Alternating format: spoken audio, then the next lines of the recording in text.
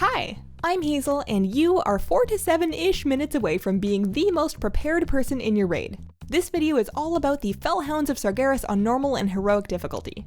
These puppies are not the most cuddly looking dogs in the world, but at least they have each other. This footage is from early PTR, and some of the graphics have gotten flashier, but the essence of the mechanics has stayed the same. Step 1 is split them up. They do 100% increased damage when within 40 yards of each other, so each tank will need to take one and stand on opposite ends of the cave.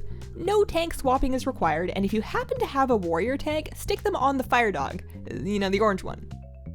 Your raid may have players split into 2 groups on either side, or more likely, they might choose a stack point. The 2 dogs share health, and they each have an individual power bar which indicates when they'll use their 2 major abilities, or 3 on heroic. Let's start with a look at Faharg, aka the orange one. Now, I refuse to try and say Faharg more than I have to, so I'm gonna call him Sunny D. His one ability that's not tied to his energy level is Burning Maw, which is a frontal cone that stacks a debuff. That there is a tank mechanic. His tank should face him away from players and use minor mitigation.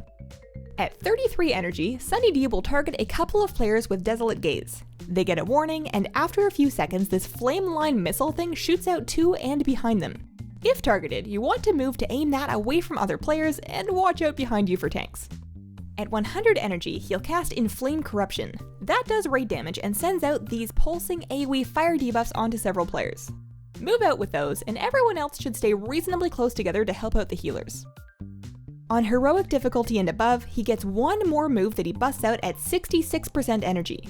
Molten Touch will stun a player, stack up pretty considerable damage on them, and at the same time send down exploding fire circles under players.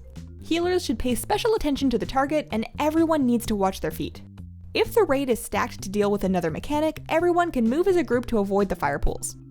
Our other dog bro is Shatug. He's purple and voidy looking, which makes him my favorite. He has Corrupting Maw, which is exactly like Burning Maw, except this one is purple.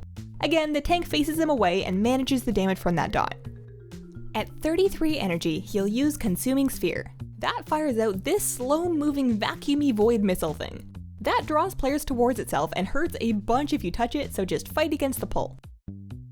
At 100, he's got Siphon Corruption. Like Inflame Corruption, it does raid damage and sends out debuffs. Now these debuffs are purple soak circles that split 4 million damage to everyone in them on heroic, or 2.8 mil on normal. Stack up, AoE heal, problem solved. On heroic difficulty, Diamond Tap over here gets Weight of Darkness to use at 66%. It's a debuff that goes out onto random players and slows their run speed, and then does a 20-second AoE fear when it expires. However, if 3 or more people are in it when it goes off, there's no fear. Stack it with a clump of people and you're golden. If you've abandoned a tank on the fire dog all alone, make sure that they've got some buddies to help them out if they get it. If it's a warrior, they can break the fear on their own with Berserker Rage, and your raid has one less thing to worry about. And that's really all that happens. None of these mechanics are hard on their own, but unfortunately they're not polite enough to happen one at a time. The power gain of the 2 bosses is irregular, so you're going to get various pairings of mechanics happening at the same time. Stay on your toes and consider saving a healer cooldown or 2 for the delightful moment when both corruption channels happen at once.